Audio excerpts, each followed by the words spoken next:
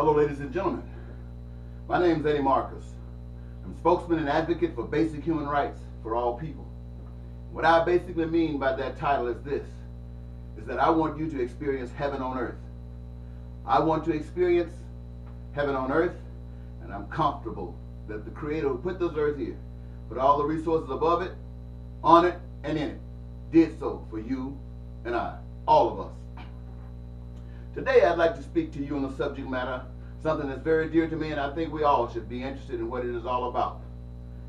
And I'm calling, ladies and gentlemen, this day, March 30th, 2011, for an open rebellion against the system of government of the United States of America. The reason we've come to this conclusion is because America is destroying what was planned for the people. We use as a reference a God of love. And I'm not talking about the same God that said it was okay for people to be held in bondage as slaves. I'm not talking about the same God that said it was okay for women to lose their rights. I'm not talking about the same God that has sat back and watched you and I go through the pain and sufferings of today. I'm not talking about a God that rewarded some while relinquishing others. I'm not talking about the God that's taking away people's jobs and taking away people's homes and their rights, basic human rights. This God offered now is a God of love. This God of love has put in our minds a reflection of the heaven we have heard of overflowing. And because creation continued, the overflow, part of it, was placed on planet Earth.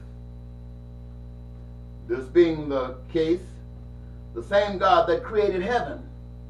Now I know you don't want to hear about God, but it is the basis for this rebellion. He also created this earth so that every inhabitant of it should continue to live as though they are in heaven. Let us be remindful that a whole lot of crime and violence and ungodly things have happened here on earth, but it also happened in heaven first. The indication is that heaven, or wherever creation exists, having the liberty of free will and choice, always be aware that heaven and hell is in the hands of those that's creating the going and comings of the day. Our world has gone too far from that which is heavenly until it seems that only a catastrophe such as a tsunami, a hurricane, or an earthquake is strong enough to draw the people back to the path. And then for only a little while. We have a flood season now. People are wondering if the floods are going to get their area. And they're all working together to prevent such an occurrence. They're not asking for dollars. They're not asking whether you're what gender or your race. They're just there because you got a common need. You got a common desire. And that is to protect yourself from the flood. It's the same thing when you're driving on the highway. You got a commonality there. To protect yourselves from danger, from crashes. You don't want to be hurt. No one wants to be hurt. So you stay in your lane until the time to move. You drive within a certain speed limit because you want to protect yourself. And that's basically it. In protecting yourself, you protect others. You got a vested interest. And so we as a people should have and do have a vested interest here in these United States of America. That is that we can experience peace, that we can experience joy and prosperity in this life. And that means basically, ladies and gentlemen, that those things that are so common amongst us, that are so required, education, health care, these things are essential amongst all of us. And just as the lanes protect the cars from bumping against each other, we the people should protect ourselves from any sickness, from any lack of education, and make sure that these things are available to us at all times. Now, the God of creation that put this in place also put in place, just like he put resources in the air, on the earth, and in the earth, put also resources in the individual. That makes each of us a part of the puzzle.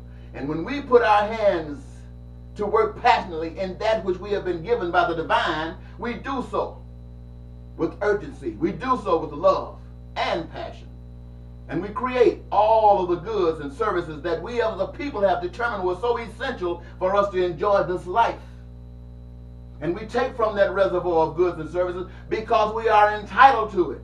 Every last one of us on the planet Earth, every last one of us in the United States of America owns a piece of whatever exists within these continental borders. Every last one of us own a piece of it. And when we put our hands to the plow to manifest it, we do so for each other. And we are not supposed to let any forces whatsoever come against the reality of that. I want you to know that there are those who will resist this movement. So the Athens must be moved by the power of the poor. Whether you're black, whether you're white, Mexican, Hispanic, or whatever your case may be, if you're poor, this movement must go forward by the power of you. Those who have been blessed by the system will be the last ones to move to lift their hand. They say they love you, but they want to give you charity. And we got a crisis right now where all of the politicians everywhere are debating, it's nothing new, whether the programs that benefit you who have little should be cut. They are not debating it any longer. They are cutting them. The school programs are being cut. Money taken away from the school program. Money taken away from the healthcare programs. Jobs overseas. They're taking away your rights to negotiate about what kind of treatment you should have under the jobs. That is to trick you so that you will have to accept a job when they change the wages to a more minimum wage. Or they can give it to someone else who will take it. And so you will be dished out with the water, with the wash water. I come to tell you, ladies and gentlemen, that this is a call for a rebellion against the United States of America and its system of government. We have right now Republicans, and I say it because it's true. All you have to do is watch the news. It looks as though they are vying for a position by encouraging the powers that be, that they are better at causing you pain and making those who they work for, the special interests, more happy. You think that the Democrat is a solution? It is not. The Republicans come down with a sledgehammer. The Democrats come down with a hammer. You are supposed to think that that's a little less than the sledgehammer.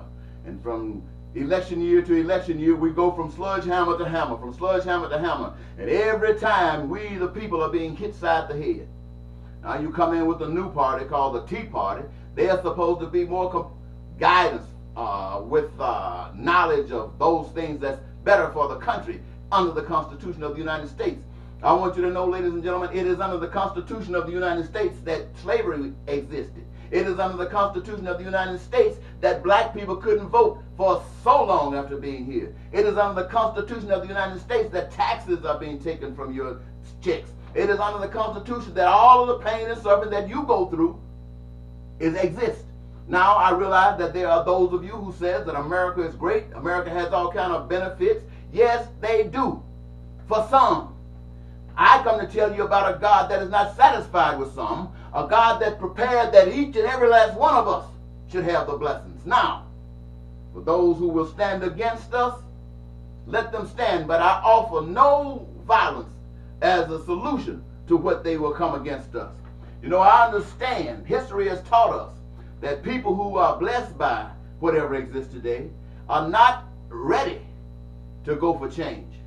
And like those who support Gaddafi in Libya, who is slaughtering his people who are resisting the oppression that they've gone through for 40-odd years. They who have been blessed by those programs, picking up knives and fighting down those who have said no more.